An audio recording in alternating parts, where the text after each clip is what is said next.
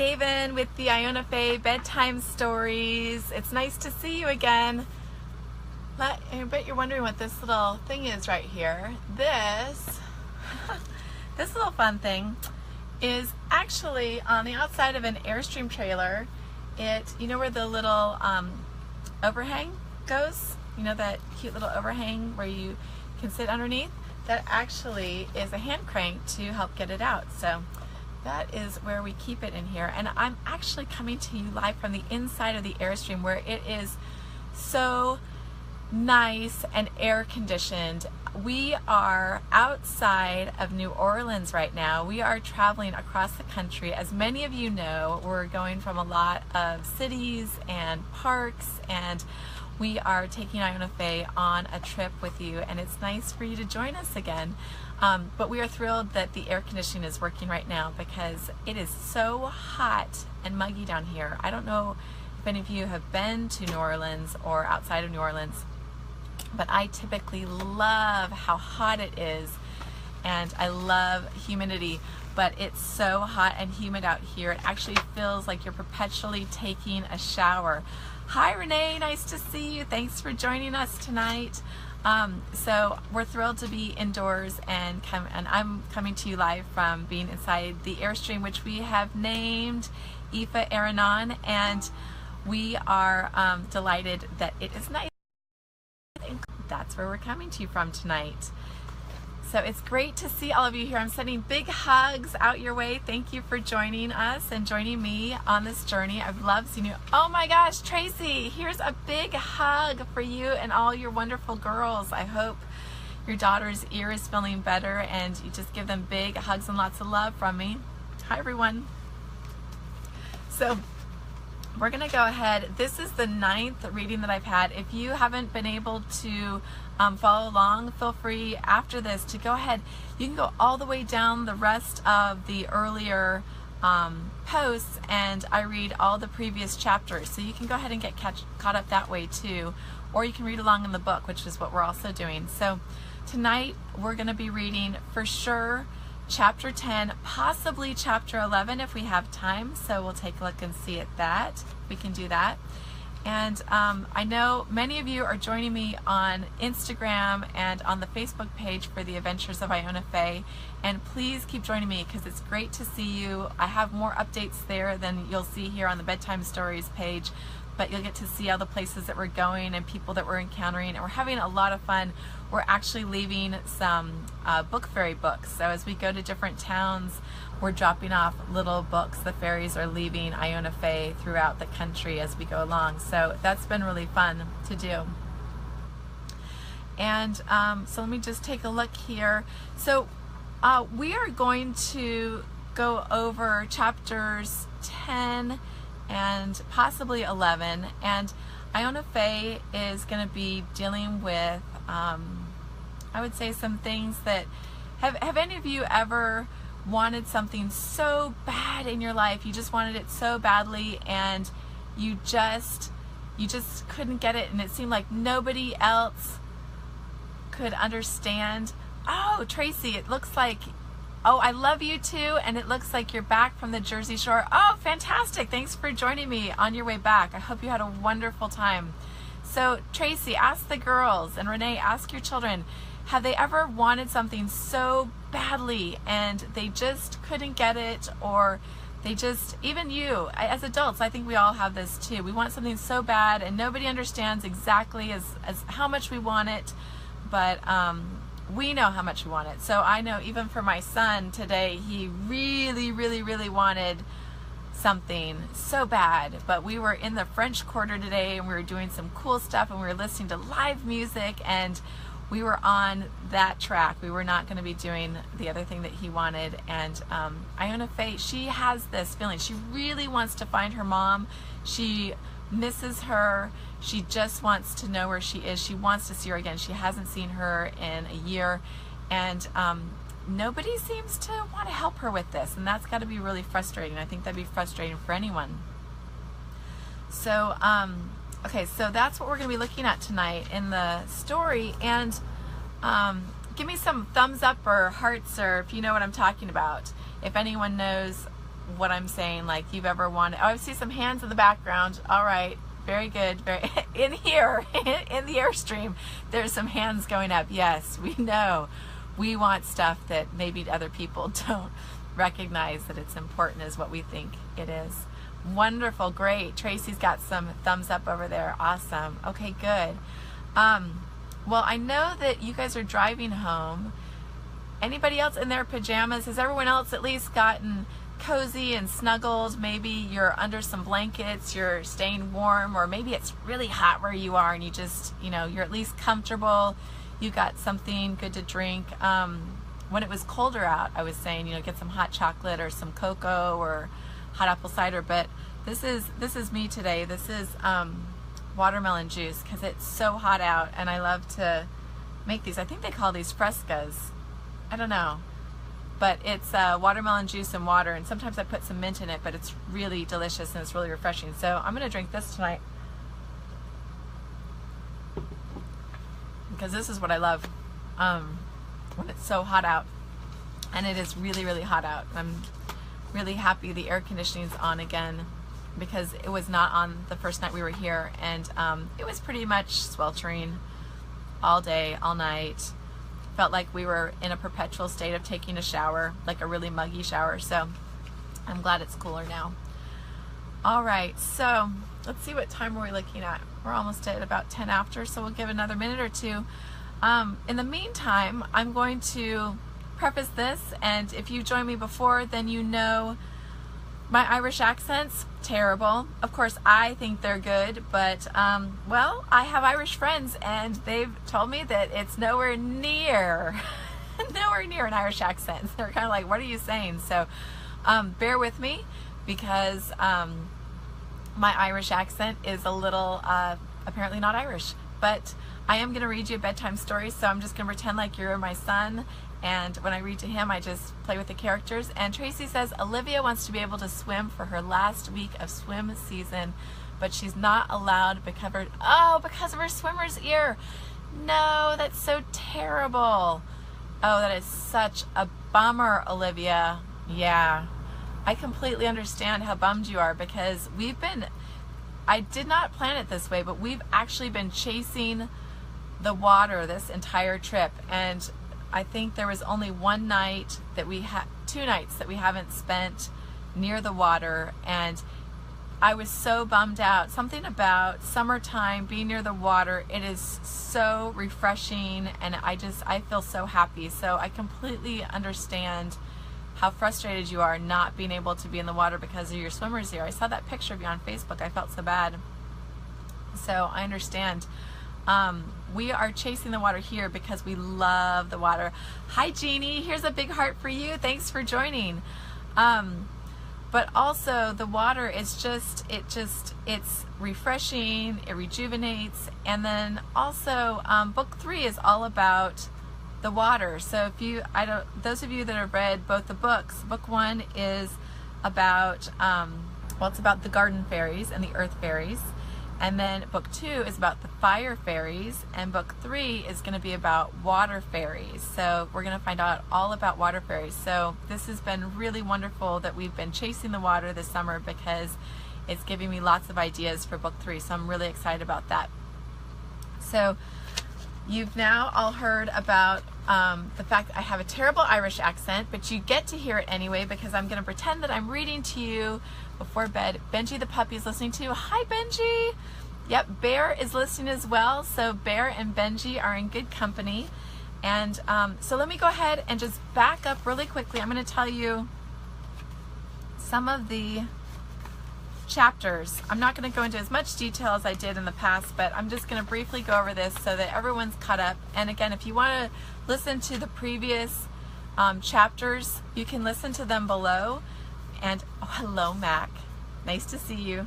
Okay, and chapter 1, Irish omens and wee sheep. So this is Iona. She is just going to Ireland. Something's happened to her father. He's passed away. There was an accident, a fire.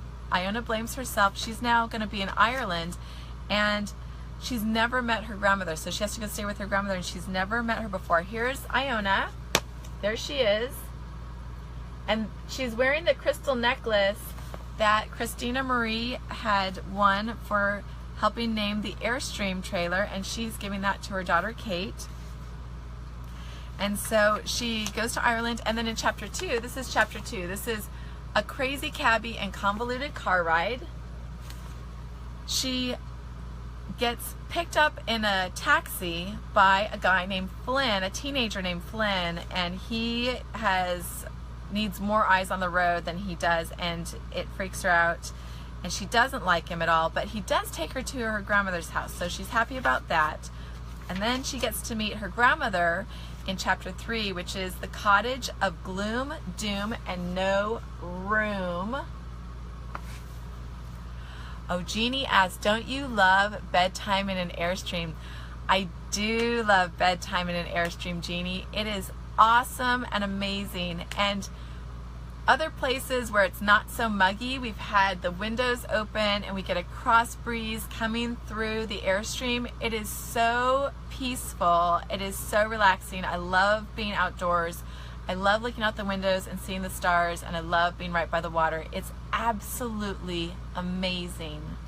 I absolutely love it. And Tracy says, I totally remember this part. Sweet. Okay, well, don't give anything away, Tracy. Like, so you read this already. And then we've got Iona arrives at her grandmother's cottage. So here's a picture. She's arriving there. And then we go to chapter 4, A Lullaby Sings of Crystal Dreams. So this is Iona. She's remembering back to when her mom gave her the crystal necklace, and it was just as she left. So Iona's she's remembering the last bit of her mother, and some strange things happen. Her mother comes to see her in the middle of the night, and then all of a sudden her mother's just gone, and she can't figure out how she's disappeared. It's just very odd for her. So then we've got chapter 5, Time Tellers and Pesky Fellas. Okay, so Iona's met her grandmother, and Iona moves really quickly, and something's about to happen to her grandmother's special china that she has up on a shelf, and Iona moves quickly to go get them, and her grandmother gets mad at her, and her grandmother realizes that Iona was never taught how to clean, and Iona really doesn't want to clean because it's summer break, and Grandma and Iona are going to start butting heads in just a minute, which comes to chapter 6, which is rules are uncool. Down with rules. Boo. Actually, I shouldn't say boo. That's terrible. Rules are good for us. They actually give us, there's a reason we have rules, but I know we like to buck the rules sometimes because we really sometimes we don't understand why the rules are there, but they really are there for a reason. So, Iona does not like these rules, and Grandma tells her that she's got to, rule number 1 is you can go anywhere on my property, but you can't go there, she says, pointing to the forest 100 yards behind her house. And so her grandmother tells her that it's even dangerous for her to go out into the forest, and Iona doesn't believe it. She thinks that's kind of Grandma's making it up and just sort of being overly dramatic. And so here we go. We get to chapter 7, the Queen of Clean, and Grandma is not happy with Iona's behavior, and Iona's not happy with having to clean so much, and so Iona's getting some consequences, and she's supposed to clean these cottages, but then Iona revolts, and that leads us to chapter 8, which is called Boy These Boots. So Iona takes off. She gets her boots on and she goes a walking. She tries to go to Dingle Bay, but the weird thing is she walks in a straight line all day, and she knew that when she got to Grandma's house there were lots of twists and turns and hairpin turns and sheep, but she never encounters them on the straight walk that she makes. And by the end of the day she winds up right back where she started, which makes no logical sense whatsoever, because that would mean that she would have to walk all the way around Ireland, and she knows that she didn't do that, and some really creepy, scary man that she had seen on the countryside the very first chapter when she arrived. She calls him the wee man because he's the smallest man she's ever seen, and he calls her name. He says, Iona, and she freaks out and she runs to the first house close by, and it's her grandma's house, and she's like, how did I wind up here? And this creeps me out. And so that leads us to chapter 9, which is Nonsense Makes Sense. And her grandma's basically telling her that nonsense makes sense in Ireland because there's magic and things that you don't understand, or things we don't understand in the real world, because we're in Ireland and the rules are different in Ireland. And Iona just doesn't understand it, and her grandmother's telling her that there's magic that's going on, and there's this dark blood moon that's been hovering around, and it's creepy. And her grandmother says, "An evil wind is brewing, dearie. One that certainly blew you here," she says, as if sensing me waking up. "Finally we agree," I say, still groggy. "The man you saw is only part of it." And then Iona starts saying that she didn't say that she saw a man, but Grandma knows who she saw. And she's saying, your house didn't magically burn down. Something sinister has brought you here. And her grandmother ends it explaining something about magic, and she says, "Magic is infinite, beyond logic or science," she says, then pauses until our eyes meet. "It's being lost and finding your way home." So we ended there. Now, okay, so now I think we've got a lot of people here, so thanks everyone for joining us. Now we move on to chapter 10. So we're going to start reading this. We're going to read chapter 10, and I think we'll be able to get to chapter 11. So chapter 10, California Dreaming, and if you're following along in the book, it's page 45. Okay? So here we go. Oh, Jeannie says, "I'm so proud of you and your books. Miss you in Pilates." Oh, okay. Before I get to chapter 10, I have to tell all of you, the only reason I'm able to make this journey is because I love Jeannie Carpentier, and I've taken Pilates classes from her, and the only reason I can drive that truck for the time that I do is because I actually do Pilates stabilization exercises that she taught me while I drive. And I do Pilates that she taught me. And Jeannie, I love you. I could not be doing this without you. I am not even joking. So here's a big mwah and a big heart to you, because I miss you too, and I miss your Pilates, and I think about you literally probably a couple hours every single day that I'm driving. So thanks for joining me. Chapter 10, California Dreaming. Still tired from a long day in the rain, I snuggle deeper into the blankets. When I look up, Grandma is gone. The embers grow cool in the fireplace, and my body is too sleepy to get up and stroke the logs. The thought of finding my way home repeatedly plays in my mind before I'm lost to sleep. And then what I want to show you is we've got italicized words. So she's actually asleep and dreaming at this point. So what I'm reading now is she's now dreaming. So the California sun shines through the kitchen windows of my family's ranch home. A blackbird watches from the sill as buttery grease splatters and smokes from a grilled cheese sandwich on the stove. When both sides of the bread are a delicious golden brown, my fingers twist the stove knob to off. Slowly smoke rises as bright green apple flames spit off the burner.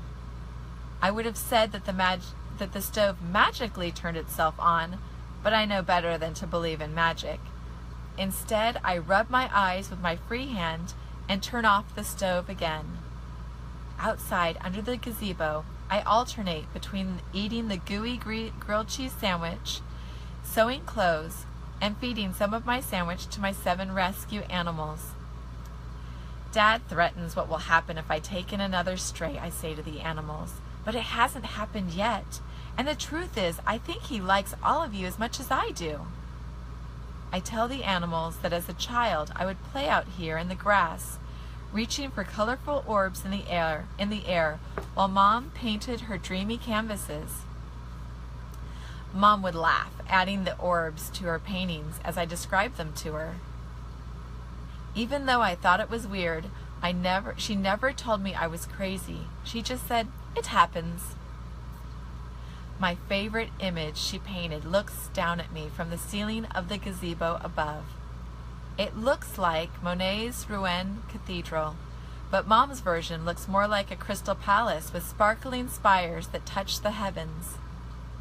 When I told Mom that it looks like Monet's painting, she struck a pose and asked, "Well, who do you think inspired Monet?" As if it was obvious. Both of us just burst into giggles because that would make her like a bazillion years old. Along the grass, I round up my gimpy pumpies and lost kittens for a butterfly release. I give 2 plump pugs the final touch on their attire. Clovis prances around in his new Hermes scarf that I converted into a tie as I mend Clara's triple-layer tutu. With my most dignified voice, I speak to a large cage of butterflies, preparing them for a monumental release. We are gathered here to release you into the world. Go fly, be free, live well. Bring magic and joy and beauty to all those you see, I say, remembering the words that Mom used to say when we did this in the past. I add my own touch and I whisper, "Do that, what it is that butterflies do." I open the cage and say, "Inspire, create, be free." The butterflies flood out of the cage. Their wings color the sky until they're only dots and finally a memory. Hours later, I attack my punching bag that hangs from a 2-story tree in my backyard. My animals don't judge. Instead, they just watch, trying to help me pummel it. I don't understand why Dad made such a big deal that Mom made up stories. Aren't there worse things in life? Why is all of this so difficult? With each punch, I remember that it was Mom who introduced me to Taekwondo. Bam! I hit the bag. Before Taekwondo, I was the only 6-year-old in a ballet class of 10-year-olds. Bam! My fists connect with the bag again. By 7, my ballet teacher had me show the older students how to be graceful on point. Who wants to spend all day contorting your body into a pretzel? When I was 8, my ballet teacher cried when I traded my tutu and gi and said goodbye to pirouettes and point. Thud! I land a roundhouse kick on the bag. Despite my lithe frame, I excelled in Taekwondo and kicking and throwing boys across the room. These were the same boys who pulled my pigtails in school. A fluttering sound inside the house distracts me from my workout. I hold the swinging bag, listening for the sound, and hoping that none of the butterflies are trapped inside the house. Inside there's nothing unusual. I'm still alone, except for the animals outside. But then I see it. A black feather lies on the hardwood floor inside the house near the attic door. The always locked attic door is cracked open. This day just gets stranger. I'm hyper aware that for the last year, Dad has kept this door locked. Only he has the key and he isn't home. My hand rests on the doorknob and I walk inside. And that's chapter 10, but we have a little bit more time, so I'm going to squeeze in chapter 11, and I want to give a big heart out to Aisling. Hi! I think I just mispronounced Ashlyn. So sorry, I just mispronounced your name. I've known you forever. And Tracy says, yummy grilled cheese.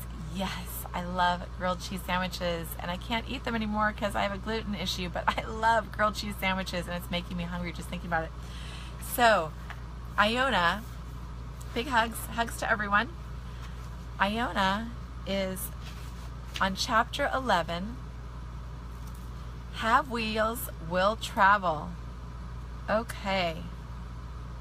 The next morning, I wake up in the same position that I fell asleep in last night after Grandma's stories. Outside, muffled voices keep me awake from falling back asleep. It's no use. No matter how hard I try, I keep hearing a man and woman's voice talking. The voices move from outside the front door to them walking around the house and settling under my window.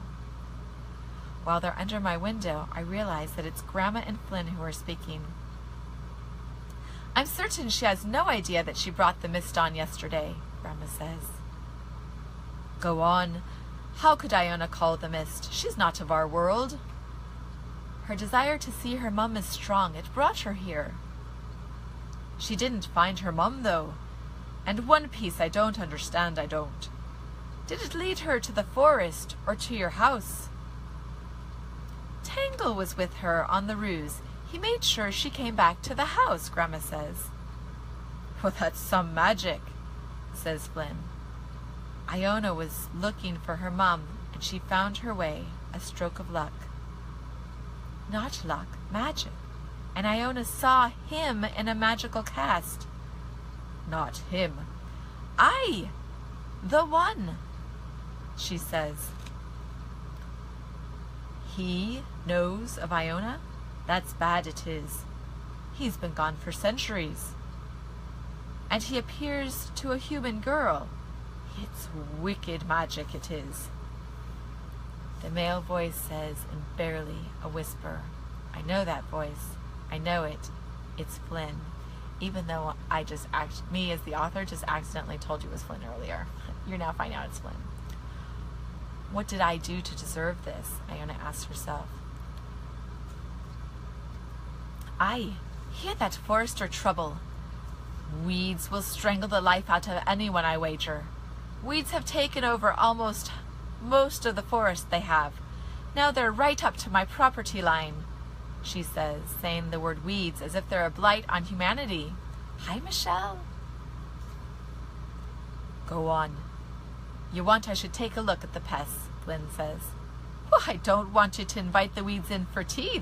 If that's what you're asking, Grandma says, as they walk toward the forest. Right, I say to myself. I'm bringing all of this on myself. I'm hallucinating over some wee man and what they're doing. What are they doing? They're complaining about gardening. I throw back the covers. Get a gardener already. Haven't you noticed your daughter is locked away in a nut house? I leap out of bed and do something, and something white catches my eye by the front door. In a woven mail basket, I see an envelope to Grandma addressed from Cider Monastery. I rush to the basket and pull out the envelope. The letter is missing. All the while, I keep a look out the window, ensuring that Flynn and Grandma are still at the edge of the property line, butting up to the dangerous forest. Upon a closer look at the envelope, I see the entire return address. Iris Fay, that's my mom, Cider Monastery, Dingle Bay, County Kerry, Ireland. Still looking out the window, I tuck the envelope into my pants pocket, throw on a wrap, and get the gold medal for the fastest Olympic toothbrushing. My blisters shout out in pain when I try shoving on my Dolce & Gabbana boots back on my feet.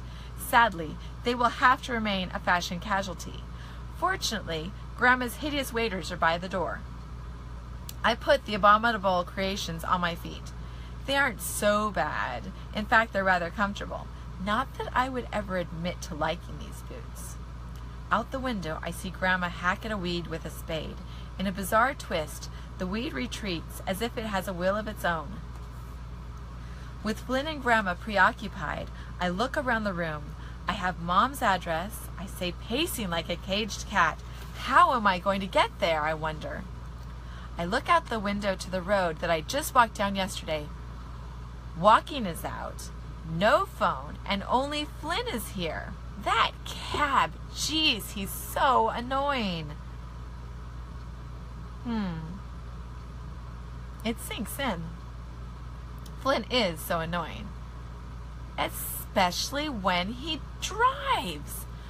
I look out the window. His cab sits in the gravel, abandoned, alone, just waiting for some stranger to take it for a spin. Without thinking of the consequences, I decide that that someone is me.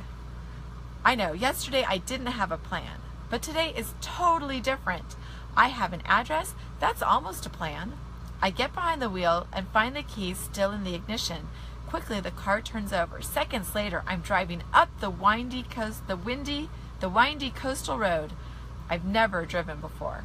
So I cross my fingers and hope that I won't encounter any mad mist or sheep as I escape the Celtic hoop. If Grandma's story holds any truth and my desire to find Mom is strong enough, then I'll find her by focusing on Kamakadare Monastery in Dingle. It sounds crazy, I know, but nothing makes sense here. It's worth a try. Sleighhead Drive has the usual blanket of mist. Banshee-calling winds break off the cliffs and rattle in the car. The mist parts for the car as I veer along the twisting road. Aha! I say. Oh. Aha! I say, delighted as I make a hairpin turn. A hairpin turn!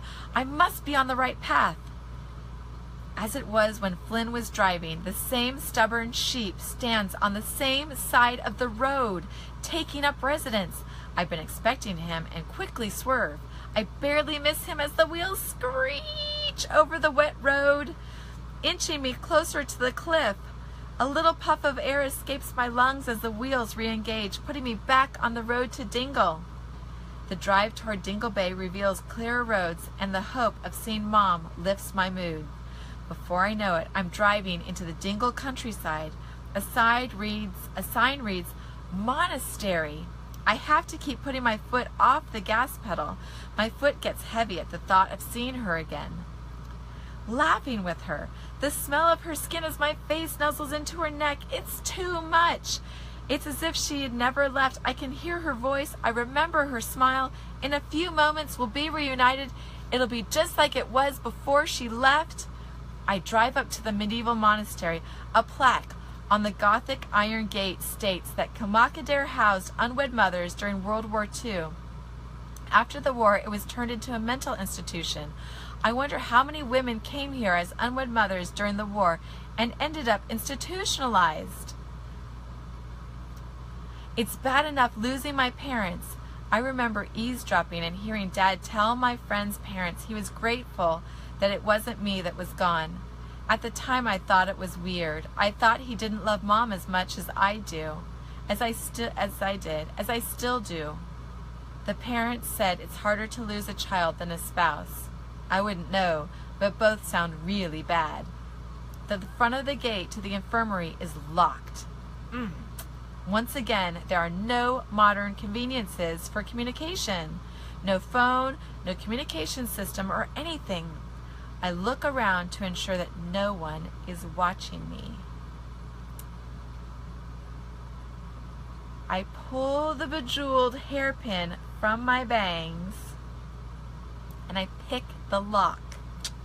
Click. The lock relents to my hairpin, allowing me to enter the forbidden grounds. Dun, dun, dun! And that's the end of chapter 11. So we read chapter 10 and chapter 11. And Michelle, here's a big heart for you. Yes, I'm so glad that you got to catch it live. Mwah! Thank you everyone who's joined me. I know we went over a little bit today, an extra 5 minutes. But thank you all for joining me. I'm going to see all of you again in another 2 weeks. So 2 weeks from now is going to be 2 Sundays from now. And that is either going to be, let's say, I think that's going to be around August 6th or 7th. Jack, can you check that for me? 2 Sundays from now, is that August 6th or 7th? I don't know. Sounds like we've got a gremlin or a goblin here with us. Sounds more like Havoc has joined us. But I'm going to see everyone again on, I think it might be August 6th, Sunday at 8 p.m. Here's my gremlin. I'm going to go ahead and post it when I have the actual time. Please put your tongue back in your mouth. Thank you. Okay, we'll see everyone. See you soon in 2 weeks. Bye. Here's hearts for everyone. Bye.